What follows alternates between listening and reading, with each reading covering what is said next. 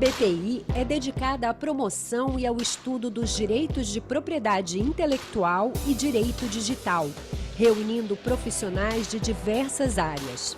Sempre esteve na vanguarda das discussões sobre o tema, com impactos diretos na inovação e no desenvolvimento econômico do Brasil. Tanto que está envolvida em debates sobre sociedade digital, inteligência artificial e disrupção criativa. Debater temas relevantes e entregar conteúdo de qualidade sempre foram nossos objetivos. A revista da ABPI traz artigos de especialistas do Brasil e exterior e é a maior referência nos meios jurídicos sobre propriedade intelectual. A revista da BPI é a minha maior parceira profissional. Congrega artigos acadêmicos e profissionais. Traz à tona discussões e novas teses que estão surgindo no Brasil e no exterior. Na área da educação, inauguramos em 2020 o ABPI Seduc, Centro de Educação Continuada da ABPI. Nossos eventos incentivam o networking e a troca de experiências. São webinars, mesas redondas, almoços, palestras e reuniões de comissões que debatem temas atuais e controversos nos campos jurídico e empresarial. O Congresso Internacional da BPI é um dos mais importantes fóruns de propriedade intelectual da América Latina. Realizado anualmente, reúne advogados, empresários, professores, membros do Executivo, Legislativo e Judiciário, além de entidades internacionais e estudantes. O Congresso da ABPI é importante por ser um ótimo ambiente para o compartilhamento e difusão de conhecimentos de propriedade intelectual. Também é um ambiente de network que permite a aproximação da indústria do NPI com os profissionais de TI. O Congresso é importante pois é o ambiente onde colegas se unem para debater os temas mais quentes de TI no Brasil e no mundo. A ABPI se transformou em uma voz e um espaço de posicionamento, oferecendo segurança jurídica e atuando de forma isenta na defesa dos interesses do mercado. Nossas comissões de estudo são orientadas para o aperfeiçoamento da legislação, doutrina e jurisprudência sobre propriedade intelectual. Nosso comitê empresarial conta com mais de 70 empresas de todos os portes. O Comitê Empresarial da BPI tem uma grande relevância, que é um momento muito importante em que as empresas se encontram e trocam experiências sobre erros, acertos, casos de sucesso e que podem, inclusive, ser aplicados por outras empresas que estejam ali sofrendo daquele mesmo problema. Então, é um comitê muito interessante e realmente é uma honra fazer parte. O Centro de Solução de Disputas, CSD-ABPI, foi criado para gerenciar procedimentos de soluções alternativas de mediação e arbitragem, inclusive de disputas de nomes de domínio, sendo reconhecido pelo registro.br. Com o Comitê de Advocacy, atuamos para a melhoria do sistema de propriedade intelectual junto ao governo e autoridades competentes. Tanto que nos anos 90, colaboramos com a elaboração da Lei de Propriedade Industrial. Quais as vantagens ao se associar à BPI? Primeiro, a possibilidade do conhecimento de alto nível em propriedade intelectual. Mas não somente isso. A BPI promove a oportunidade de você poder conhecer outros escritórios, alguns profissionais bastante renomados e fazer um bom networking. E se você é dono de escritório, se associar à BPI é uma excelente ideia para pensar junto as políticas de propriedade intelectual que a gente quer para o país. E a ABPI atua como grupo nacional da IPPI, a principal entidade mundial para estudo e promoção da propriedade intelectual, e da LIDC, Liga Internacional de Direito da Concorrência. Continue construindo com a gente esta história. Venha fazer parte da ABPI.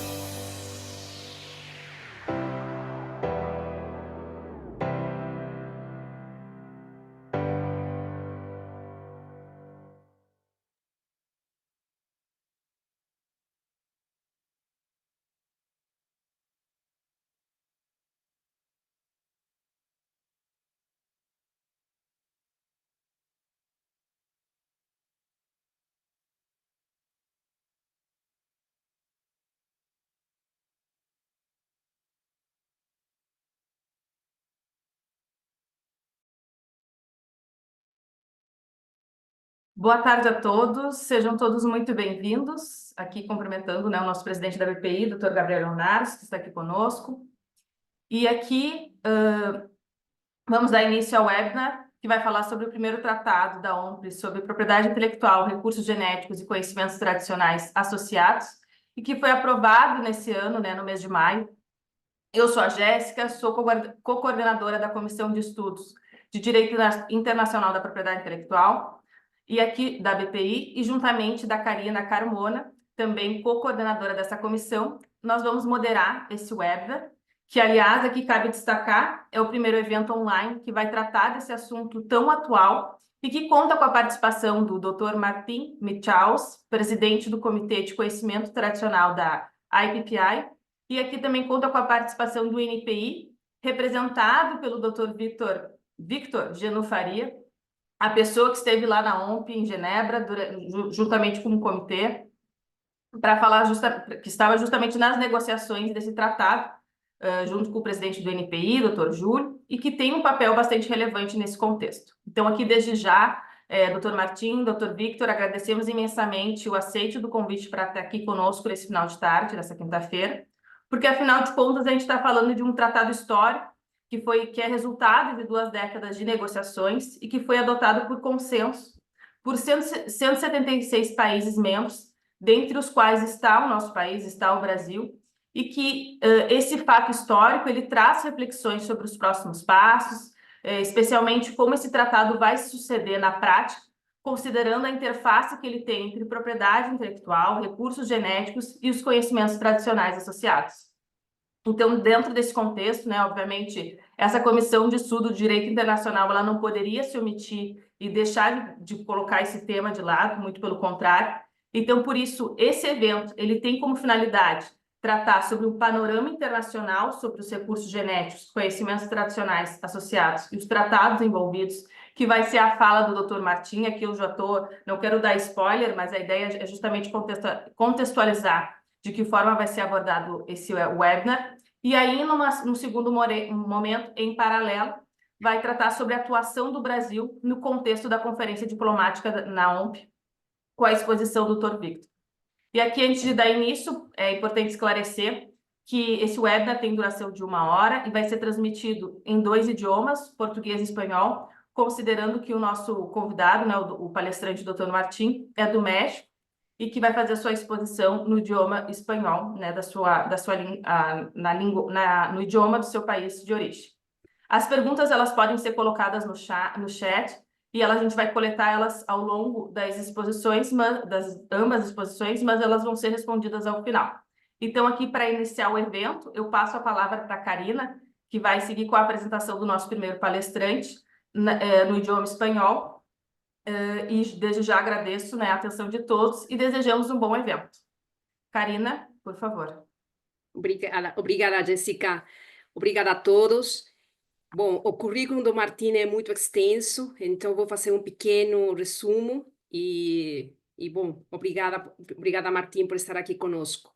Actualmente preside el Comité de Conocimientos Tradicionales, Recursos Genéticos y Expresiones Culturales Tradicionales de la Asociación Internacional para la Protección de la Propiedad Intelectual, IPPI, de la cual designado miembro de honor. Expresidente y presidente de honor de la Asociación Interamericana de la Propiedad Intelectual, ACIPI.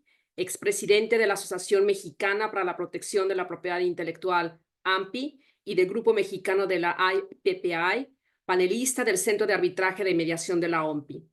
Es profesor de propiedad intelectual en los programas de posgrado de diversas instituciones de México, así como consejo de instituciones académicas en diversos países, incluyendo España y Argentina. Autor de libros y de una amplia producción de artículos relacionados a materia de propiedad intelectual, candidato a doctor en Derecho por la Universidad Panamericana de México, con maestría en Derecho Comparado por la Universidad de Illinois y licenciado en Derecho por la Universidad Iberoamericana de México. Actualmente funge como consejero de la firma de abogados Basham, Rinch y Correa. Martín, bienvenido y adelante con tu presentación. Muchas gracias, Karina. Realmente es un gusto y un privilegio el poder estar aquí. A ver si se ve. Si se ve la presentación y se escucha. Bien, primero que nada, agradecerles mucho la invitación, pero paralelamente una disculpa de no tener la habilidad de hablar su bello idioma, el portugués. Sé que los brasileños hacen un esfuerzo de hablar español o portuñol, y es algo que nosotros deberíamos aprender y hacer ese esfuerzo, y les ofrezco hacerlo para próximas reuniones. Agradecerle a Gabriel Leonardo, como presidente de BPI, en es una estrecha amistad, la invitación. Y además, Brasil pues tiene una representación muy especial en lo que a mí concierne, pues porque fue ahí donde tomé posesión de ACIPI en la presidencia del año 2006. Y además, pues con Karina, que pues algo en los astros no funcionó bien, que la pobre me tuvo que tener como profesor hace algunos años, y compartir con ella la vida profesional en el despacho hasta que un buen brasileño nos la robó y se nos robó el amor y se fue para Brasil. Lo cual eso, pues obviamente hace más interesante y compartir con Víctor, que pues en las reuniones previas fue muy interesante escuchar su perspectiva y cómo complementar esta presentación. ¿Cuál es lo que vamos a ver que quiero compartir con ustedes? Nomás que no está corriendo, déjenme ver que ahí está. ¿Qué es lo que vamos a analizar? Son, en el tiempo que tengo, partiendo de la base de lo que conversamos, y lo que yo me he dado cuenta en algunas partes, este no es un tema pues que esté en el día a día de la práctica y que estemos interiorizados de todo lo que sucedió alrededor.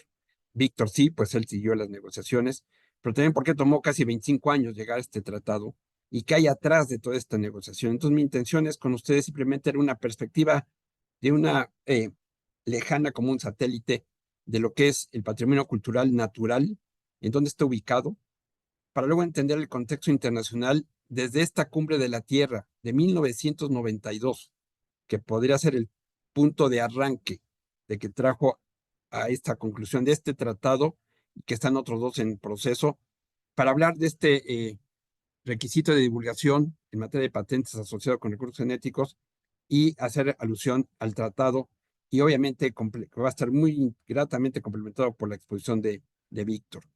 Para aquellos que no estén, insisto, muy familiarizados, aquí un tema del patrimonio cultural o herencia cultural, hay todo un debate de cómo debería denominarse, y a grandes rasgos esto basado en la UNESCO, que lo divide en natural, material e inmaterial, y nosotros obviamente por la parte de la producción y de propiedad intelectual nos enfocamos más al ámbito inmaterial, pero nos enfocaremos a la parte natural desde, insisto, esta óptica para de la UNESCO, que puede o no alejarse o acercarse a los temas de propiedad intelectual, que indudablemente tiene puntos de contacto. Y es así que también implica una intersección de derechos humanos, derechos ambientales, derechos culturales y de propiedad intelectual. Hay un estudio de Osmos Report, una asociación no gubernamental europea, donde es un análisis de esta interacción que nos lleva a la intersección precisamente de conocimientos tradicionales, acceso a recursos genéticos y expresiones culturales tradicionales. Reitero, nos vamos a enfocar al patrimonio natural. Sin embargo, en un breve bosquejo, ¿qué sucede con el contexto internacional de las expresiones culturales tradicionales y por qué los menciono a pesar de que vamos a hablar de los recursos genéticos?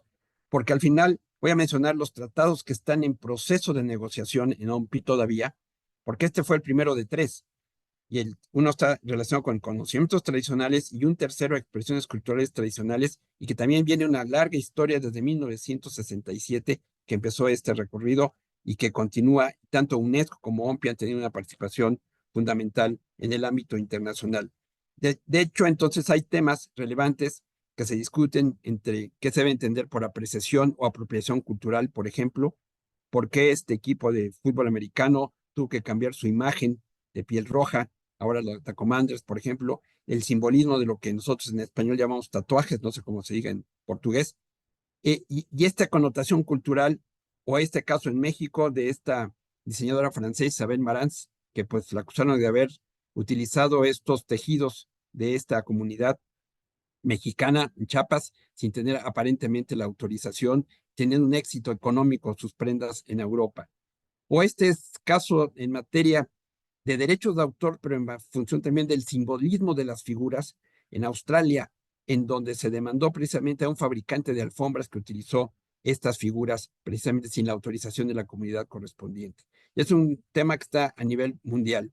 Y esto entonces pues nos hace cuestionar el sistema de propiedad intelectual en este ámbito cultural y si el ámbito de los derechos de autor, las marcas, los diseños, cumplen o alcanzan a cubrir todo este esquema o están más allá. Por eso, legislaciones de países como Panamá, creo que es muy interesante, ya del año 2000, o de Kenia al respecto, nos dan un panorama de la complejidad. Brasil, por supuesto, tiene. México acaba de tener una ley de patrimonio cultural inmaterial, pero está en evolución y los puntos de contacto que está viendo ya en México empieza a haber ante la oficina de marcas cuestionamientos de ciertas marcas que puedan ser una expresión cultural y entonces no se quiere otorgar el registro porque va en contra precisamente de esa legislación.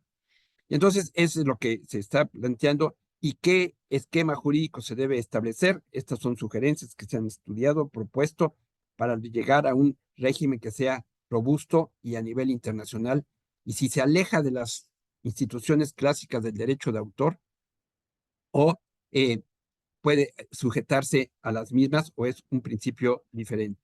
Entonces, por eso simplemente hago esta breve alusión al tema de las expresiones culturales que no vamos a tratar en esta sesión. Perdón, pues está, perdón, ya se volvió. Sino vamos a entrar al tema de la biodiversidad y es el patrimonio natural. Y qué mejor país que Brasil al respecto, que obviamente pues tiene un liderazgo en el mundo en este y en otros muchos temas, pero creo que aquí es un tema que países latinoamericanos me parece que deberíamos seguir ciertos lineamientos o experiencias de ustedes. Y aquí entonces entramos al tema de los conocimientos tradicionales, que no me voy a meter al detalle. Esta presentación está a la disposición de quien quiera analizarla más a fondo, en donde se genera todo este proceso tecnológico y de ahí entonces surgen precisamente estos conocimientos tradicionales que generan beneficios a las comunidades indígenas y nos ha llevado a esta propiedad intelectual de ámbito indígena o de derechos colectivos, contrariamente a los principios clásicos de la propiedad intelectual. Y esto ha sido, pues, obviamente, motivo de muchos debates en diferentes foros. Y entonces, por conocimiento tradicional, hay varias definiciones. Aquí es una, entre otras, que se usan en los organismos internacionales, pero es esas innovaciones prácticas que se pasan de generación en generación, cómo se aprende ciertos hábitos. O los recursos genéticos como materia viva, animal o microscópica, que tienen funciones hereditarias. Esto se toma de la Convención de Diversidad Biológica o las expresiones culturales tradicionales. Insisto, no hay definiciones totalmente aceptadas como tal. Y son temas de los que se discuten en los tratados precisamente. Pero aquí es interesante, y además que sea este webinar precisamente en Brasil, en Río, porque todo parece se arranca en una etapa, en esta cumbre de la Tierra, donde se discutieron estos grandes temas. Uno, obviamente, sobre el cambio climático, la Convención contra la Desertificación y la Convención de Diversidad Biológica. Y esto tuvo un impacto muy importante porque lo que se buscaba con esta convención es precisamente la protección de las comunidades indígenas y los usos tradicionales en sus costumbres. Y el mecanismo para que este tratado, los principios de la convención funcionaran, fue a través precisamente del protocolo de Nagoya. ¿Y a raíz de qué? De que hay un punto importante en 1992, en donde cambia la visión en que los recursos genéticos estaban a la disposición de la humanidad, pasaron a ser parte soberana, parte de la soberanía de los países.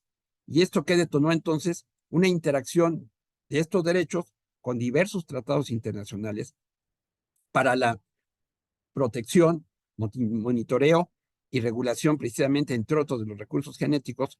Y además, Nagoya, el protocolo de Nagoya, insisto, para el mecanismo necesario para los beneficios, el consentimiento previo informado y la distribución de los beneficios derivados, obviamente, de la utilización de estos recursos. Y ahí se generó, obviamente, un debate entre los países poseedores de los recursos genéticos frente a los países que tienen la tecnología para explotar los recursos genéticos.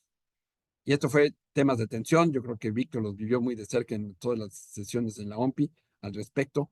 Y entonces se detonan todos estos tratados internacionales que de alguna manera tienen alguna incidencia de la diversidad biológica, el CONOMPI sobre un sistema sui generis, en ADPIC o TRIPS, también UPOV para variedades vegetales, la FAO en materia de recursos fitogenéticos y los recursos genéticos en los fondos marinos también. Se transformó todo este contexto y los organismos internacionales que participaron tuvieron que tomar una participación activa en el análisis de estos temas a la luz de sus tratados internacionales y a veces comunicación entre ambos o a veces cada organismo caminando por su vía.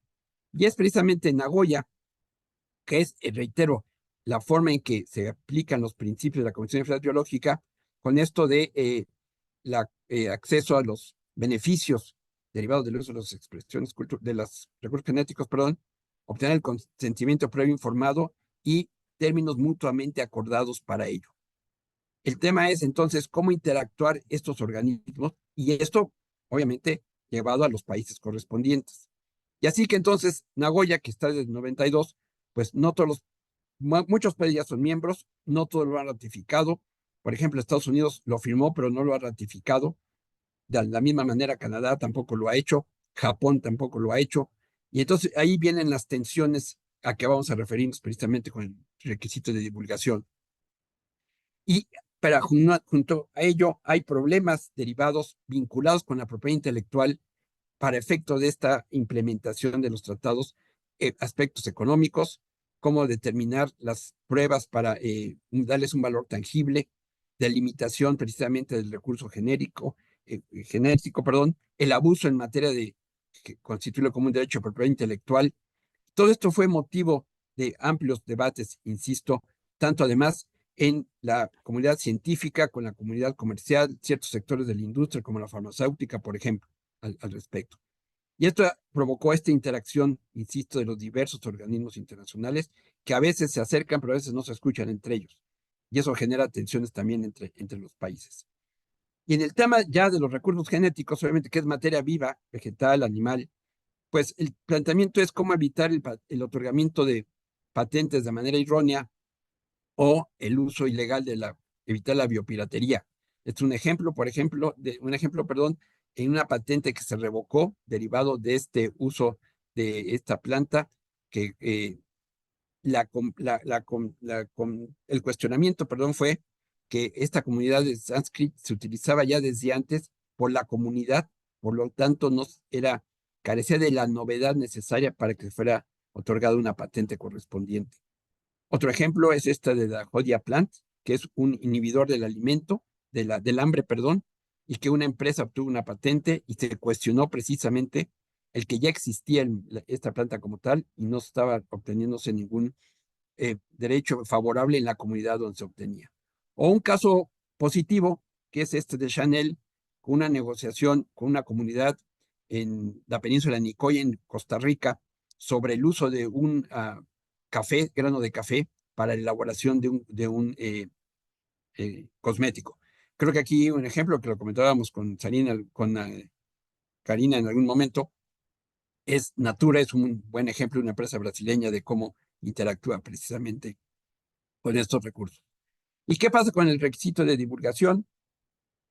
Aquí simplemente darles un panorama muy, muy breve de países donde ya se aplica antes del tratado, como son países de la Unión Europea, por ejemplo, a raíz de una directiva que implementó el protocolo de Nagoya y que entonces ya tienen una experiencia como Brasil en su implementación y que obviamente en las negociaciones pues plantearon ya aspectos derivados de la experiencia que tomaban. Y por ejemplo aquí está donde se establece precisamente la necesidad de utilizar este requisito de divulgación en invenciones basadas en material biológico o de plantas o animales, y el cómo debe implementarse y marcando el país de origen, por ejemplo, al respecto en las exploraciones de recursos genéticos in situ. También ya señalan 30 países que tienen este requisito, 30 o 33 países. Hay factores desencadenantes para determinarlo, diferencia en el contenido de la divulgación, también diferentes sanciones según el país de que se trate en caso de no cumplir con él, y también algunos aspectos que deben considerarse en función si la invención está basada en un recurso genético, basada en el uso del recurso genético, o la invención está usándose, insisto, como componente activo del recurso genético, o está basada directa y específicamente al mismo. Y además, hay diferentes formas del contenido de ese recurso genético para la información y indicando el origen geográfico, la procedencia también del material biológico y también si debe ser obligatorio o optativo, y esto de cada legislación dependerá, para establecerlo en su ley y las posibles consecuencias o sanciones que pudieran darse. Y es aquí, por ejemplo, la ley holandesa establece que no se debe otorgar ninguna invención si está infringiendo los artículos precisamente del 16.5 de la Convención de Diversidad Biológica. O no, casi ninguna trae por consecuencia la cancelación de la patente correspondiente en caso de no cumplimiento, pero sí implica algunas sanciones.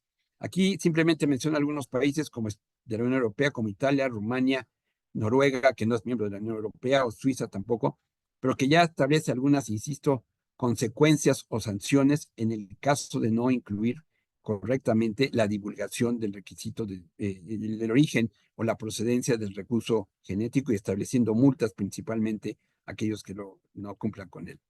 Aquí reitero otra vez la legislación holandesa, que no deberá otorgarse ninguna invención si infringe precisamente los artículos de la Convención de Diversidad. El tema es también el monitoreo, cómo establecerlo.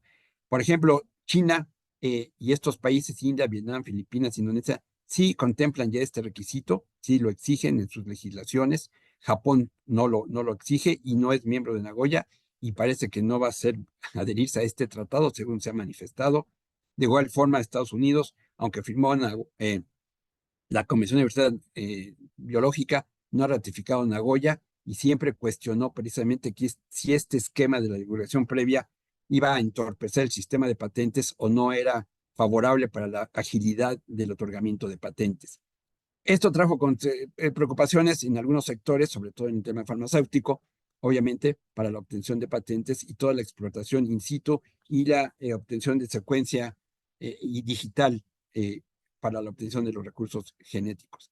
Entonces, aquí ante esta circunstancia, previo al tratado bueno, esta armonización conviene a todos los países o a algunos no, o dependerá de las circunstancias de cada quien, de países proveedores de recursos genéticos o aquellos que no los tengan.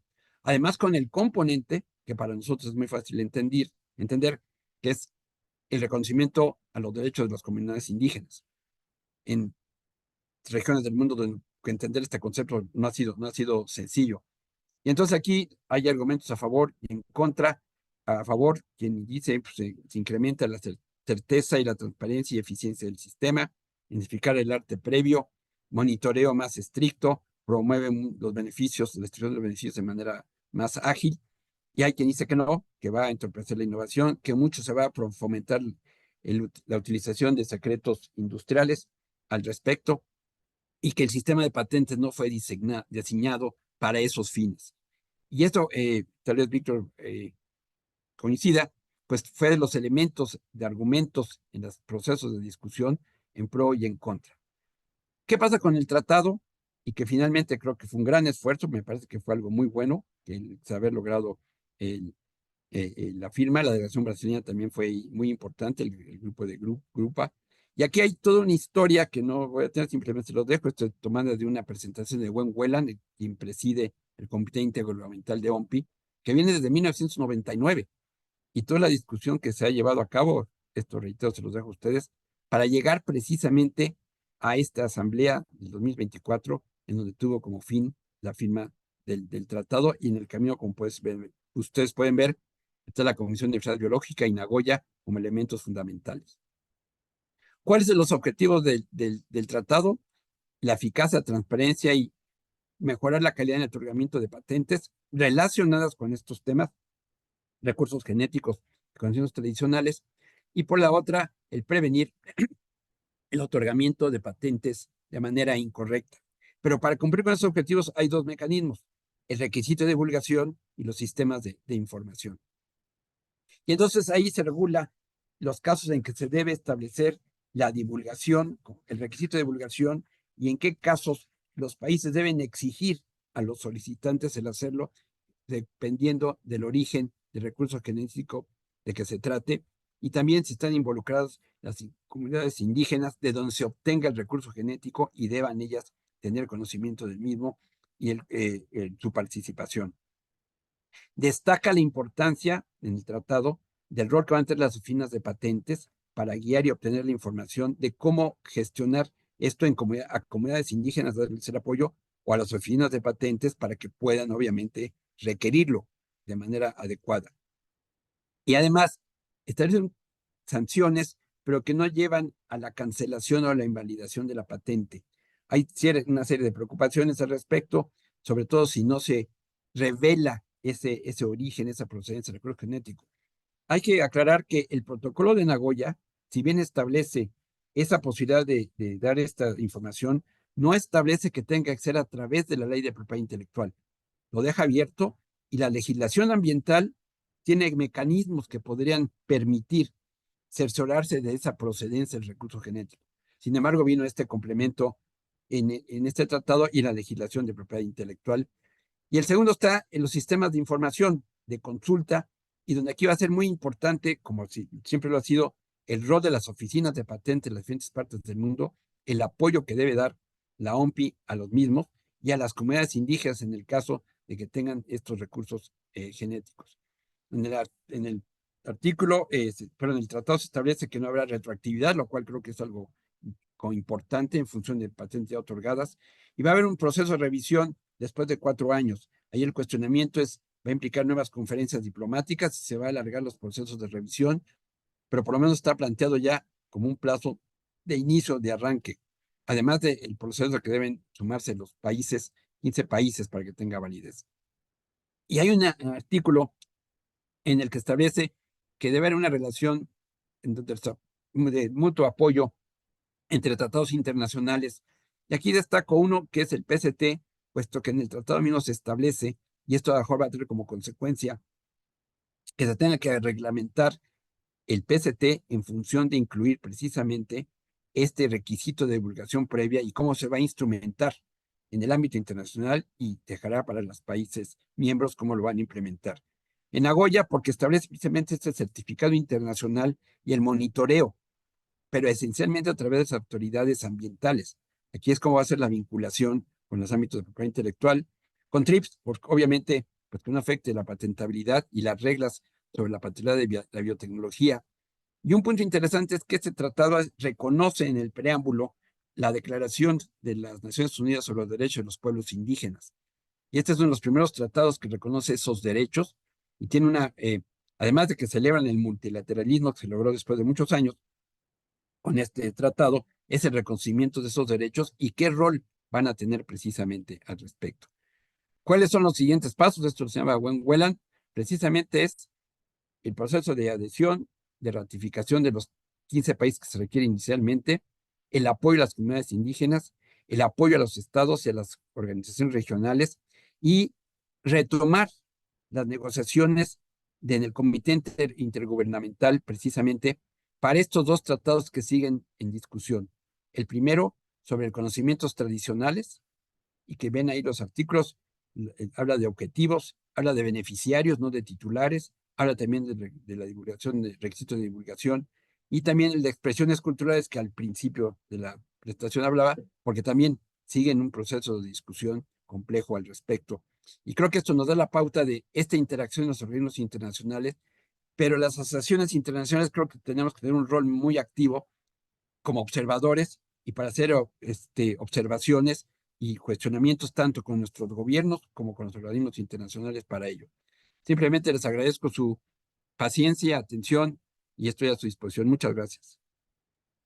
Martín, gracias realmente por tu presentación que fue súper clara, con una visión bastante clara de todo lo que fue el proceso de negociación, la parte histórica y obviamente los aspectos más importantes o relevantes del tratado. Muchas gracias. Realmente hay muchísimas preguntas que ya quisiera hacerte, pero vamos a esperar la presentación de Víctor y al final, obviamente. Jessica, fica a apresentação do Víctor, por favor. Obrigada, Karina. Bom, então, dando seguimento aqui, né, à apresentação do Victor. Antes vou apresentá-lo. Então, o Victor é bacharel em Direito na Faculdade Nacional de Direito, da Universidade Federal do Rio de Janeiro, é doutor em Ciências, Biologia Genética no Instituto de Biociência da USP, mestre em Bioquímica no Instituto de Biologia da Unicamp, bacharel em Ciências Biológicas da Unicamp, pesquisador em Propriedade Industrial, no INPI, ingresso em 2016, examinador de patentes na área de biotecnologia, coordenador geral de patentes substituto, conselheiro titular do NPI no Conselho GEM, ponto focal de diretoria de patentes para a temática de acesso a recursos genéticos. Bom, mas resumindo aqui, o Victor tem um currículo bem extenso, então, né, vou já cortar aqui uma parte e já passar diretamente a palavra para ele, para já dar início à sua apresentação. Tá, obrigado, Jéssica. Vocês estão me ouvindo bem? Não, eu estou com um certo problema aqui de conexão. Talvez a gente tenha que tomar alguma medida drástica. Eu compartilho a tela. Se for bom, digo se para mim aqui ainda não aparece.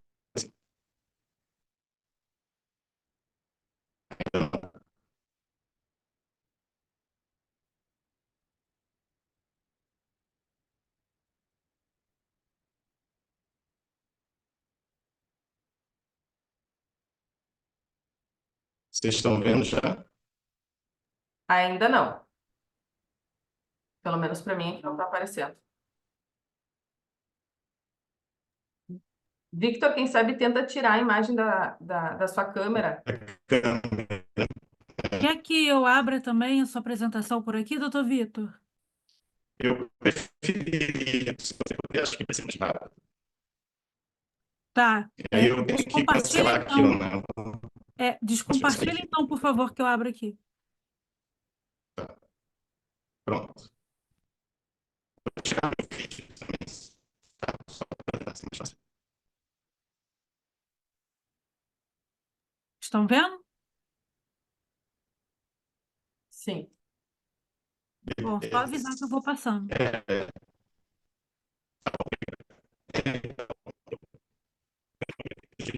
Sim, eu sou só a Jéssica também, em 2016. Acabei de completar quase de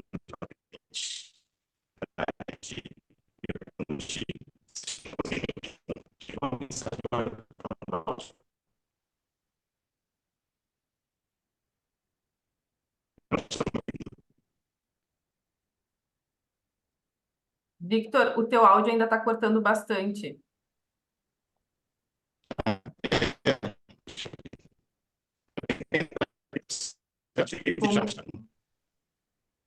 Dificuldade. Com uma sugestão, tenta conectar pelo celular.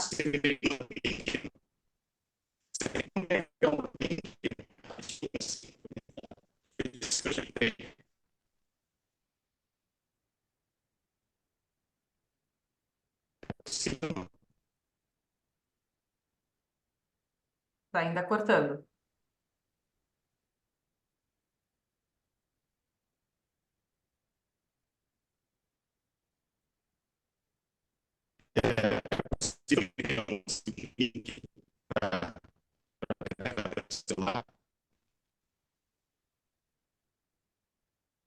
Eu acho que se você se desconectar e entrar no celular, talvez a recepção seja melhor.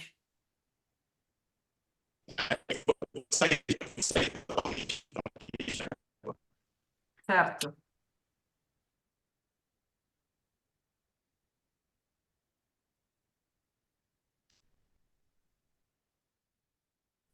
Bom, pessoal, só para esclarecer, o Victor ele vai entrar novamente, né, para dar seguimento à palestra dele, de forma pelo celular. Então, a gente vai aguardar uns minutinhos.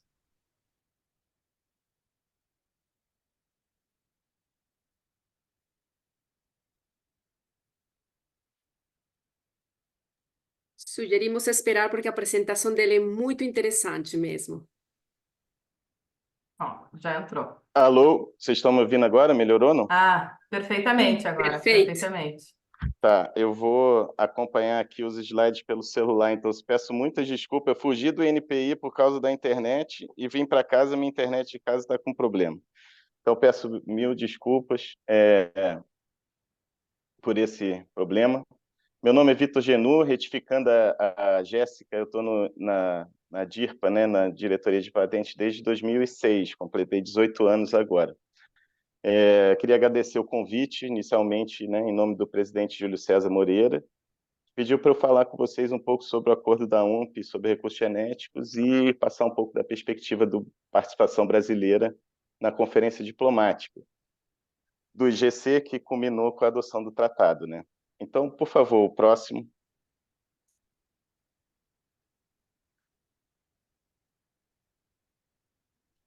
Eu tinha pensado em fazer um breve histórico sobre a temática de ABS no Brasil, né, o histórico do Brasil nessa temática, que é uma, como o Martim colocou aí, é uma agenda essencialmente da área ambiental. Depois falar um pouco da atuação do Brasil na conferência, trazendo algum detalhamento sobre cláusulas e sobre pontos específicos da negociação. E, por fim, dar uma pincelada sobre a implementação doméstica. Eu vou tentar andar um pouco rápido, pular algumas partes para não ultrapassar o tempo previsto. Martim já colocou aí sobre a CDB, né, sobre o início da demanda que deu origem à IGC, né, pela Colômbia, né, identificou essa relação entre PI e ABS, requereu que isso fosse discutido no âmbito da OMP, culminando com o surgimento do Comitê Intergovernamental na Assembleia Geral de 2000. No plano doméstico, aqui, passando um paralelo só, em 2000 foi criado o sistema, propriamente dito, né, com a adoção da medida provisória, que depois se cristalizou no ordenamento jurídico na 16ª versão. Né, ela criou inicialmente já o requerimento de... desculpa, eu esqueci de pedir para passar o slide. Aí, obrigado. Eu estou passando no meu computador e esqueci de falar para você.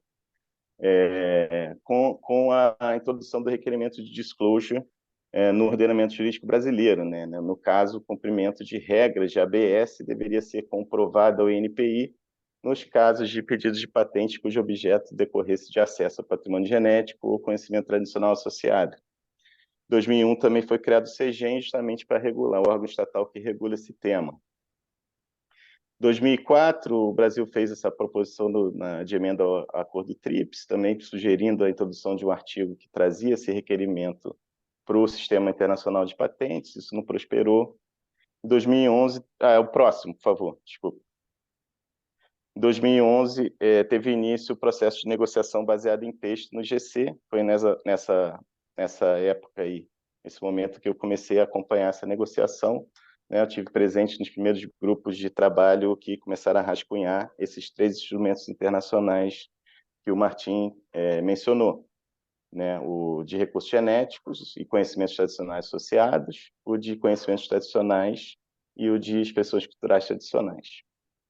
Depois, passando aí o protocolo de Nagoya, em 2015 teve a mudança de legislação, né, de marco legal, ao invés de uma autorização prévia para a realização de atividades, passou a ser necessária a realização de um cadastro, esse cadastro feito no CIGEM, esse sistema eletrônico criado pelo Ministério do Meio Ambiente. O próximo, por favor. Então, como o Martim bem colocou, né, esse requerimento de disclosure, a despeito de haver negociações em curso no plano internacional, ele veio sendo adotado em diferentes legislações nacionais, em níveis diferentes, né? No Brasil, como a gente acabou de colocar, mas também em vários outros países, como a Índia, China, Suíça, Noruega, Peru, enfim, diversos países introduziram esses requerimentos nos seus ordenamentos jurídicos nacionais. No Brasil, desde 2001, esse levantamento a gente fez para a conferência diplomática, né? Esse gráfico mostra a tendência de aumento aí de número de pedidos que prestaram declaração positiva de acesso ao INPI, né? Então, lembrando que a legislação brasileira alcança apenas a recursos genéticos e conhecimentos tradicionais associados de origem brasileira, né? Então, esse gráfico mostra a tendência aí de número de pedidos ao longo do tempo. O próximo, por favor. Então, aí, entrando na conferência diplomática, foram 2 semanas de trabalho em Genebra, A OMP se mobilizou bastante para a realização dela, e o Brasil... o próximo, por favor. E o Brasil teve uma atuação bem relevante, né, nesse processo, a começar pela presidência da conferência, né, o embaixador Guilherme Patriota foi eleito presidente, ele presidiu a conferência, teve uma atuação muito importante nos bastidores, né, no contato com os coordenadores de grupos regionais. O Brasil também estava na coordenação do Grupo Regional da América Latina e Caribe, nessa ocasião, né? Não sei se todo mundo sabe, mas as negociações costumam envolver esses grupos regionais, né? na ONU, na OMP também. Primeiro se consolidam posições no âmbito desses grupos regionais, para depois elas serem, idealmente, né, quando isso ocorre, levadas para a consideração dos demais coordenadores de grupos regionais e para a plenária. O nosso conselheiro Max Arienzo teve um papel muito importante nesse processo, né, consolidando as posições do GRULAC e defendendo de maneira agressiva essas posições em todos os momentos.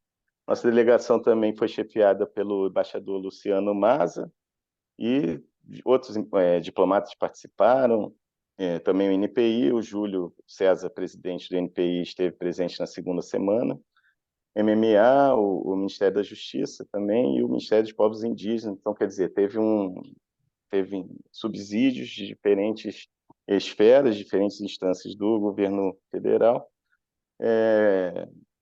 culminando nas posições, né, definindo as posições coordenadas pelo governo brasileiro. O próximo, por favor. Então, aí eu vou entrar nas principais cláusulas, né? Sem dúvida, a principal cláusula do instrumento é o requerimento de disclosure, né? Que está representado no artigo 3.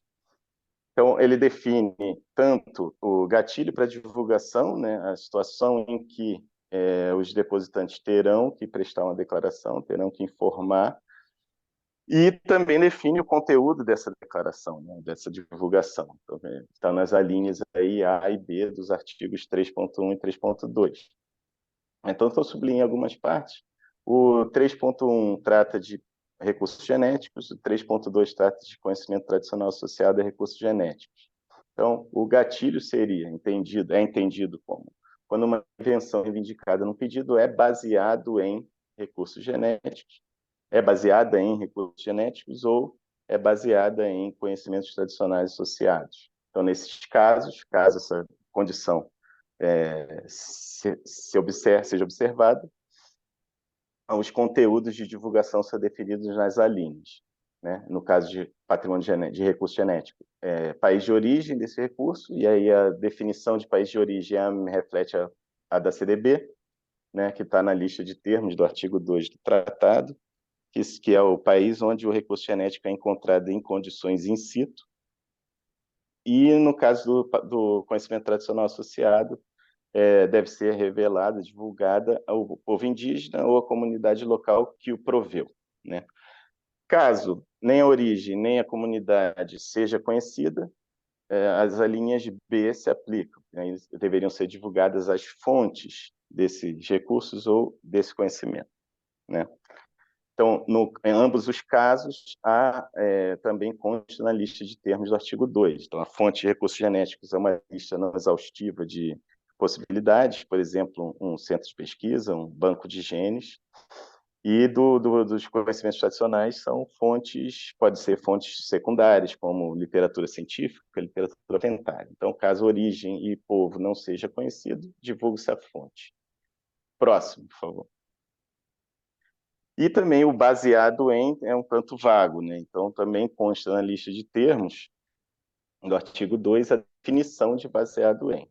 Então, a definição de baseado em é quando a invenção, quando o recurso genético ou conhecimento tradicional tenha sido necessário para a invenção, e quando a invenção, né, é cumulativa, e quando a invenção depende das propriedades específicas desse recurso genético, ou depende do conhecimento tradicional associado. Então, essas duas condições configuram, na realidade, o gatilho de divulgação definido no instrumento. Né? Próximo, por favor. Aí eu trago aí embaixo algumas questões que foram objeto de discussão, de debate lá e de negociação. Né? Então, um deles é o país de origem, como eu falei, está a previsão da CDB, mas houve um pleito, né,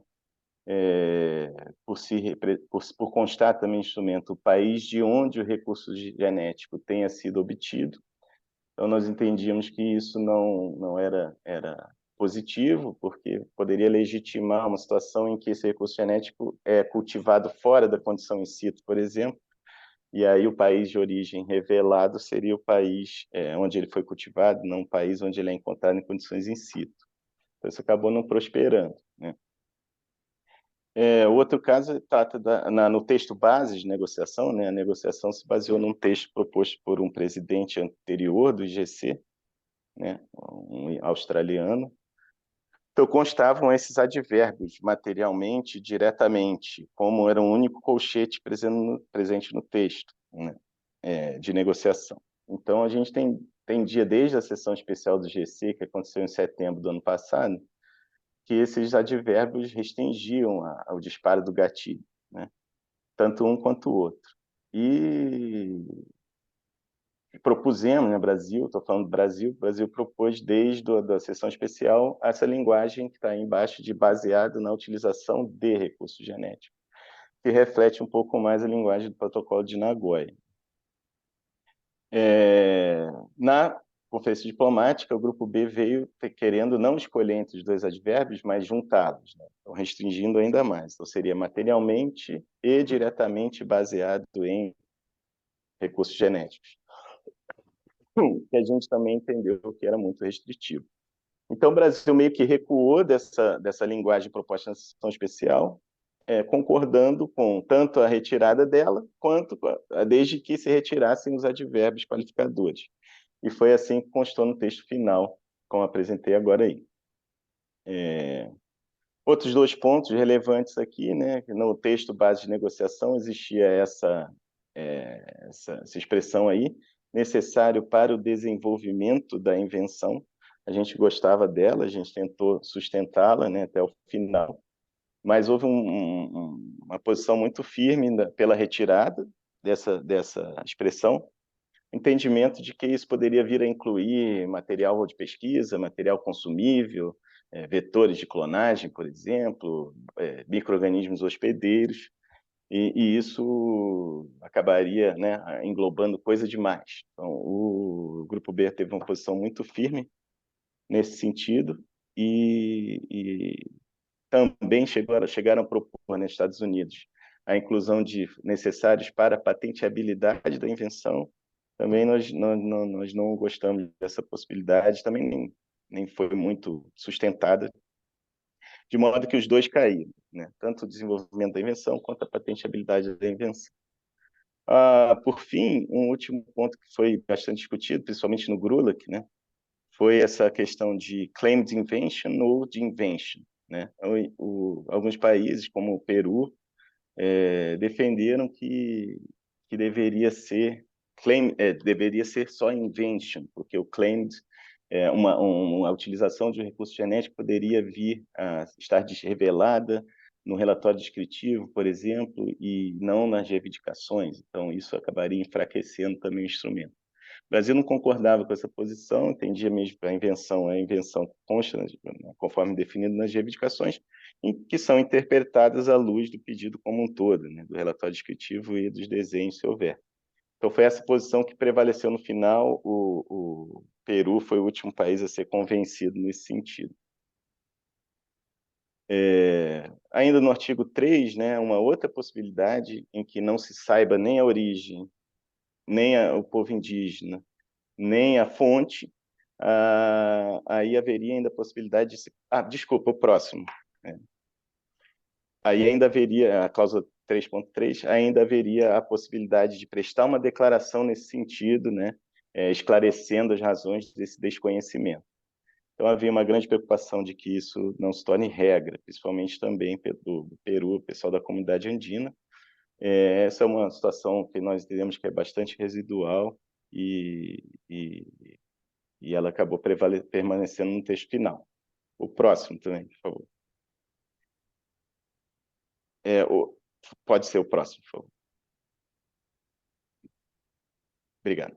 Então, outra parte importante, né, saindo um pouco ali do requerimento de disclosure, uma parte importante que foi muito, né, discutida também foi a possibilidade de retificação das informações prestadas aos escritórios. Então, eles são divididos em duas modalidades, vamos dizer assim, uma modalidade antes da concessão da patente, né, onde o escritório deve prover aos aplicantes, aos depositantes, uma possibilidade para retificar falhas ou corrigir divulgações incorretas. Isso é uma coisa relativamente comum, e não vemos problema nisso. O próximo, por favor. E também existe a modalidade após a concessão, né, que está prevista no artigo de sanções, né, que é o artigo 5, que é uma outra parte importante, já vou tocar nisso, que estabelece também a possibilidade de se prover uma oportunidade para retificar antes da implementação de sanções, também, no caso aqui, após a concessão, né? Então, essa era uma posição muito firme do Grupo B também, né? Eles queriam que na verdade, fosse facultada ampla possibilidade de retificação em qualquer momento, e mais de uma vez. Então, a gente trabalhou no sentido de limitar essa possibilidade. Então, a gente incluiu essa linguagem do 5.2 bis, né? Então, submete a possibilidade de retificação pós-concessão aos casos em que não se verifica uma conduta ou intenção fraudulenta de parte do depositante, uma prestação de informação falsa ao escritório, por exemplo. Então, nesses casos, o país poderia excluir essa oportunidade de retificação após a concessão. Próximo, por favor. E aí, outra parte do coração do instrumento, é um coração bastante grande, né? Ele trata das sanções e remédios, né? 5.3 e o 5.4. Então, a posição do Grupo B era muito clara nesse sentido. Além de querer ampla possibilidade de retificação, eles queriam clareza, né, no estabelecimento dessa impossibilidade de revogação de patentes em caso de descumprimento desse requerimento de disclosure, né? Então, isso foi o último ponto a ser enfrentado, vamos dizer assim, não enfrentado, porque isso veio sendo enfrentado desde o começo, mas resolvido, né? Então, essa possibilidade, essa posição do Grupo B acabou refletida no texto final, esse artigo 5.3, né? Mas mantendo-se a exceção prevista no 5.4, que é em casos de que se configure, se caracterize intenção fraudulenta do depositante, isso seria uma exceção. Então, haveria a possibilidade de imposição desse tipo de sanção de acordo com a lei nacional, né? Dois outros pontos aqui que foram objeto de debate, né? A questão das modalidades aí de revogação, invalidação, tornar ineficaz. Eles queriam ampliar essa lista com outros verbos, tipo cancelar, anular, que muitas vezes a gente nem percebia exatamente quais eram as intenções, vamos dizer assim, as diferenças, né? Então, acabou ficando com essa lista mais restrita de 3 possibilidades. E também queriam incluir aí a referência a que esses direitos de patentes eram do titular ou do proprietário, né, da patente. Então, eles queriam a possibilidade de revogar o direito desse titular. Então, isso foi foi contestado, acabou entrando essa palavra direitos de patente conferidos. Também está subentendido que é para o titular, mas esse acabou não emplacando na versão final. Então, essas são as cláusulas principais do que a gente chama de coração do instrumento, né? O requerimento de disclosure, possibilidade de revogação e a possibilidade de imposição de sanções e que tipo de sanções podem ser aplicadas, né? Próximo, 2 vezes, por favor. Pode passar, mais um.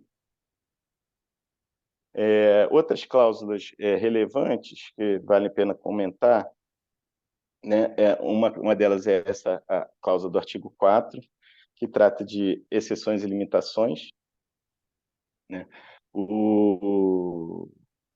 Esse texto que está aí não consta na versão final, né? Ele foi deletado, mas ele constava no documento base de negociação, e o grupo B queria ampliar, especificar, né, uma lista de exceções e limitações possíveis a esse instrumento, né?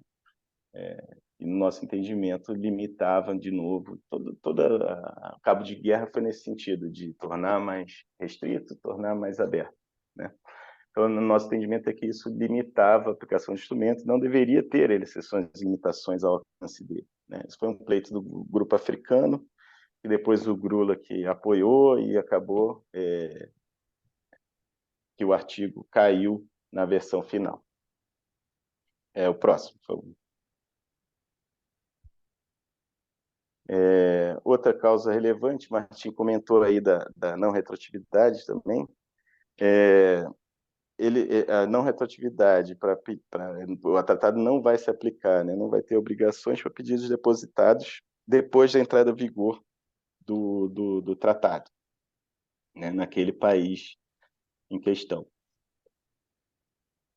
O grupo B queria também incluir a menção à exclusão de recursos genéticos obtidos antes da entrada em vigor do tratado, né? O que a gente entendia como prejudicial aos interesses do Brasil, né? Uma vez que poderia legitimar a não necessidade de divulgação de recursos genéticos obtidos,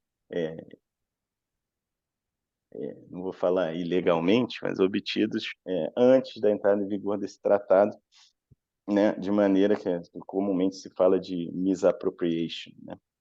Então, isso foi bastante contestado e não emplacou na versão final também. Próximo, por favor. Aí, rapidamente, algumas cláusulas administrativas, né, da parte mais de operação do acordo uma vez implementado, né? Só um breve comentário também, pontos que o Brasil se engajou, né? Estou tentando trazer isso como questões relevantes. Então, uma delas foi sobre a natureza da conferência, né, que pode ser convocada. Então, quer dizer, o tratado entrando em vigor, haverá uma assembleia das partes contratantes, que vai tratar de questões relacionadas a ele. Uma das coisas que ela pode fazer, essa assembleia das partes, é convocar uma conferência diplomática para emendar esse acordo, né? Tá previsto na cláusula 14, no artigo 14. E esse processo de emenda pode ser decorrente de um processo de análise, que está previsto no artigo 8, né, de review. E aí esse processo de análise pode sugerir a ampliação do escopo desse instrumento, a inclusão de outros direitos de propriedade intelectual não cobertos, por exemplo, marcas. Então, houve uma defesa muito forte, né, por parte de países que a gente acha que não vão aderir, né, como os Estados Unidos, o Japão, por exemplo, de que essa conferência diplomática eventualmente convocada pela Assembleia das Partes Contratantes não fosse uma conferência diplomática das partes contratantes apenas, mas de todos os Estados-membros da ONU, né? E isso que acabou prevalecendo no final, até acho que faz sentido em linha com esse comentário que eu fiz sobre o escopo da revisão, da análise, né? Outra parte importante que o Brasil se engajou foi na previsão do artigo 10.1, a linha C, que incluiu a possibilidade de participação de povos indígenas e comunidades locais na Assembleia das Partes Contratantes, nessa Assembleia aí das Partes, quando ela começar a funcionar. E aí, o próximo, por favor.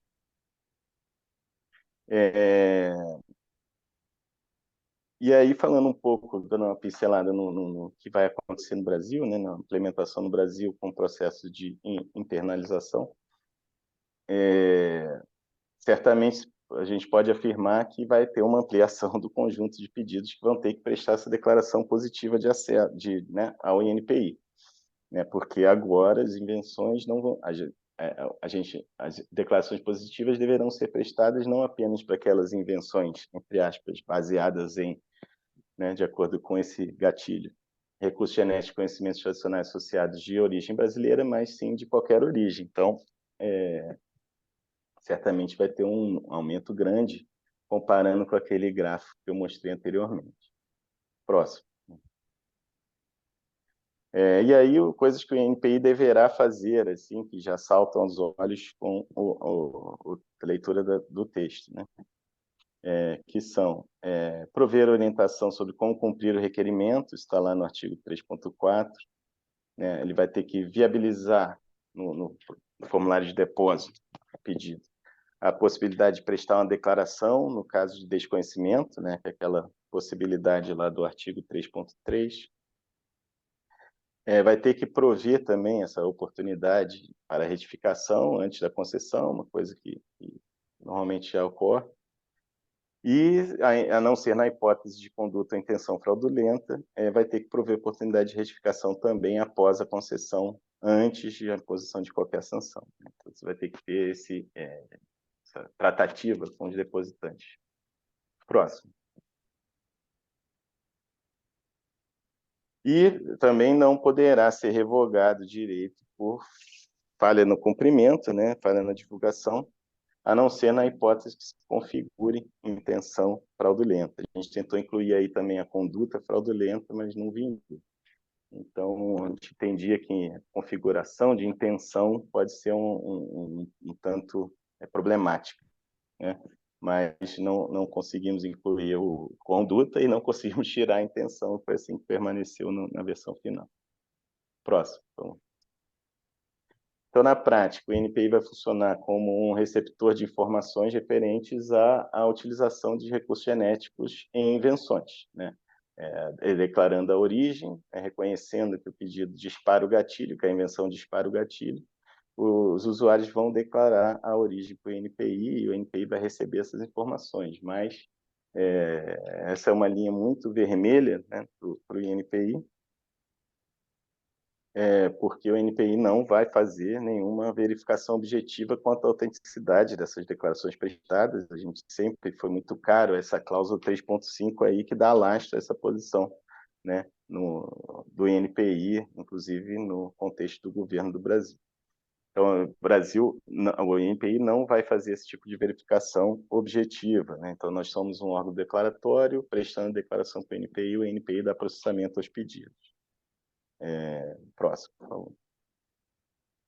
Então, esse processo de internalização, começo de um estudo de medidas que serão necessárias e quais eventuais modificações legislativas podem ser necessárias e tal, foi recentemente, coisa de 1 a 2 semanas, desencadeado de maneira formal.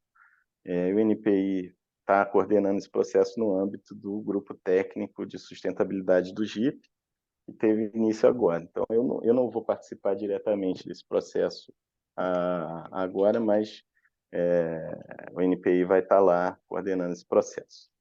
Então, é isso que eu queria falar. O próximo, por favor. Agradeço mais uma vez a oportunidade, o convite, em nome do presidente Júlio César Moreira, e estou à disposição aí para qualquer consulta, tá? Obrigado. Obrigada, Vitor. Excelente exposição. Tá dando eco, né? Eu vou abrir minha câmera. Excelente exposição, né? Trazendo todos esses detalhes, essas minúcias na negociação, que, claro, né? Por óbvio, a gente não tem como ter acesso, né? E não tem como saber. E tu trouxe de uma forma bem clara e bem expositiva, bem didática. Então, assim, claro, a gente está exatamente há 1 hora, né? Que iniciou esse webinar com a fala do Martim. Então, para também não prolongar bastante, a gente, né, não sei se o público teria algum questionamento para fazer para os nossos palestrantes. Caso não, eu e a Karina aqui, né, a gente tem algumas dúvidas, né, mas para evitar o adiantado, para evitar que se prolongue além, né, do horário, a gente, né, cada uma faria uma pergunta para os palestrantes.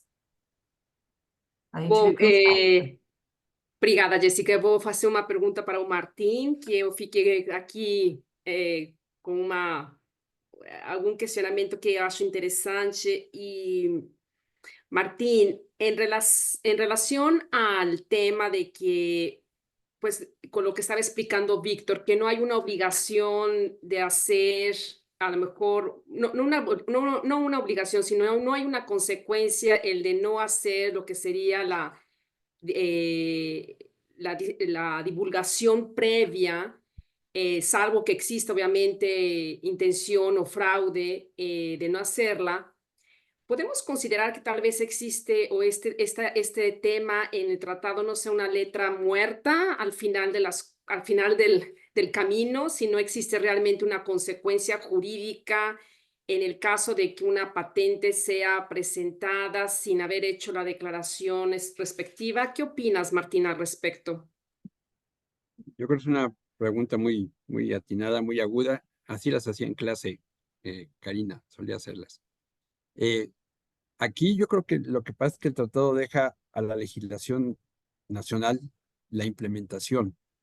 Y podría ser que si bien del tratado parecería que no hay esta exigencia de una consecuencia, una sanción, vamos a ver cómo cada país lo va a implementar, incluso tomando en cuenta las experiencias de, por ejemplo, la Unión Europea, donde ya hay algunas sanciones.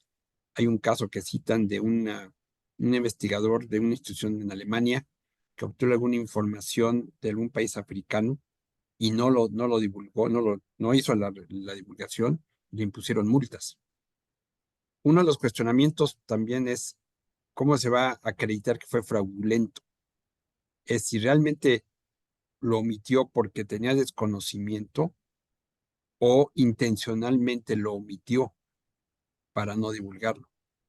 Y entonces yo creo que sí va a pasar más bien en el ámbito nacional, conforme a la legislación de cada país. En nuestro país había una disposición que después desapareció, en el que se establecía de manera muy clara, pero una ley de desarrollo sustentable, desarrollo de los bosques, en el que si no se revelaba la información, la patente iba a ser nula, pero nunca se aplicó en la práctica. Y además porque era una institución ambiental, una autoridad ambiental, y no la institución de propiedad industrial. Entonces nadie la aplicaba. Entonces sí, puede suceder esto o ver cómo se va a implementar en cada país.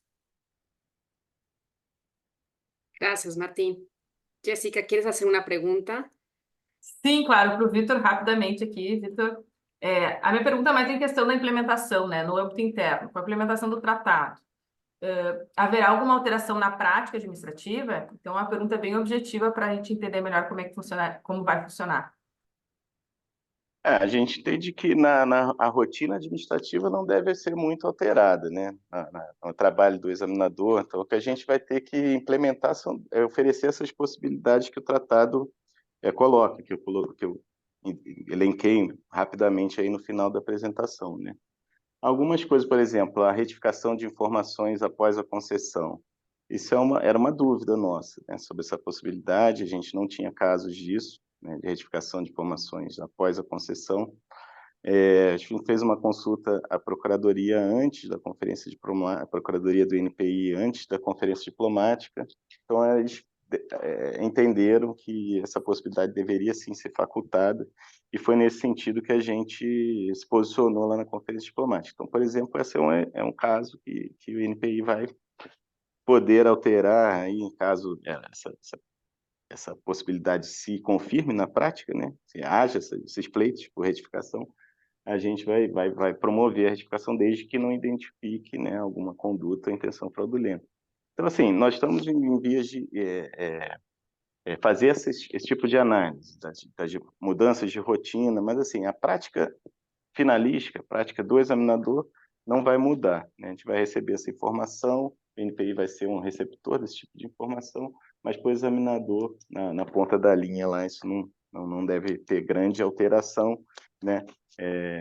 Uma vez que, de novo, o INPI é um órgão declaratório, a gente recebe a informação e dá processamento ao pedido, né? Perfeito. Bom, então já se encaminhando, né, para o encerramento, a gente reitera o agradecimento pela participação, né, o aceite do convite do Vitor, do Martim. Agradecemos também a inscrição, né, a participação dos nossos ouvintes aqui que estão conosco na sala. Karina, te passo a palavra para fazer os devidos agradecimentos, né, ao Martim também, e obrigada. Martín, muchísimas gracias, Víctor.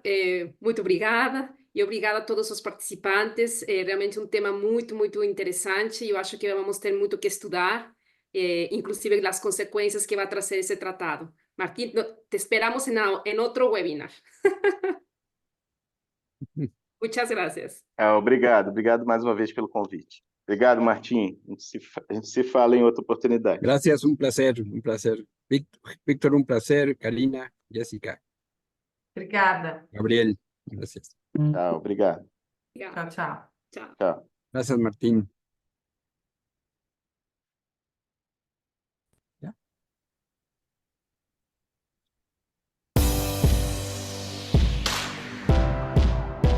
A ABPI é dedicada à promoção e ao estudo dos direitos de propriedade intelectual e direito digital, reunindo profissionais de diversas áreas. Sempre esteve na vanguarda das discussões sobre o tema, com impactos diretos na inovação e no desenvolvimento econômico do Brasil. Tanto que está envolvida em debates sobre sociedade digital, inteligência artificial e disrupção criativa. Debater temas relevantes e entregar conteúdo de qualidade sempre foram nossos objetivos. A revista da ABPI traz artigos de especialistas do Brasil e exterior e é a maior referência nos meios jurídicos sobre propriedade intelectual. A revista da BPI é a minha maior parceira profissional. Congrega artigos acadêmicos e profissionais. Traz à tona discussões e novas teses que estão surgindo no Brasil e no exterior. Na área da educação, inauguramos em 2020 o ABPI SEDUC, Centro de Educação Continuada da ABPI. Nossos eventos incentivam o networking e a troca de experiências. São webinars, mesas redondas, almoços, palestras e reuniões de comissões que debatem temas atuais e controversos nos campos jurídico e empresarial. O Congresso Internacional da ABPI é um dos mais importantes fóruns de propriedade intelectual da América Latina. Realizado anualmente, reúne advogados, empresários, professores, membros do Executivo, Legislativo e Judiciário, além de entidades internacionais e estudantes. O Congresso da ABPI é importante por ser um ótimo ambiente para o compartilhamento e difusão de conhecimentos de propriedade intelectual. Também é um ambiente de network que permite a aproximação da indústria do NPI com os profissionais de TI. O Congresso é importante pois é um ambiente onde colegas se unem para debater os temas mais quentes de TI no Brasil e no mundo. A ABPI se transformou em uma voz e um espaço de posicionamento, oferecendo segurança jurídica e atuando de forma isenta na defesa dos interesses do mercado. Nossas comissões de estudo são orientadas para o aperfeiçoamento da legislação, doutrina e jurisprudência sobre propriedade intelectual. Nosso comitê empresarial conta com mais de 70 empresas de todos os portes. O Comitê Empresarial da BPI tem uma grande relevância, que é um momento muito importante em que as empresas se encontram e trocam experiências sobre erros, acertos, casos de sucesso e que podem, inclusive, ser aplicados por outras empresas que estejam ali sofrendo daquele mesmo problema. Então, é um comitê muito interessante e realmente é uma honra fazer parte. O Centro de Solução de Disputas, CSD-ABPI, foi criado para gerenciar procedimentos de soluções alternativas de mediação e arbitragem, inclusive de disputas de nomes de domínio, sendo reconhecido pelo registro.br. Com o Comitê de Advocacy, atuamos para a melhoria do sistema de propriedade intelectual junto ao governo e autoridades competentes. Tanto que nos anos 90, colaboramos com a elaboração da Lei de Propriedade Industrial. Quais as vantagens ao se associar à BPI? Primeiro, a possibilidade do conhecimento de alto nível em propriedade intelectual. Mas não somente isso. A BPI promove a oportunidade de você poder conhecer outros escritórios, alguns profissionais bastante renomados e fazer um bom networking. E se você é dono de escritório, se associar à BPI é uma excelente ideia para pensar junto as políticas de propriedade intelectual que a gente quer para o país. E a ABPI atua como grupo nacional da IPPI, a principal entidade mundial para estudo e promoção da propriedade intelectual, e da LIDC, Liga Internacional de Direito da Concorrência. Continue construindo com a gente esta história. Venha fazer parte da ABPI.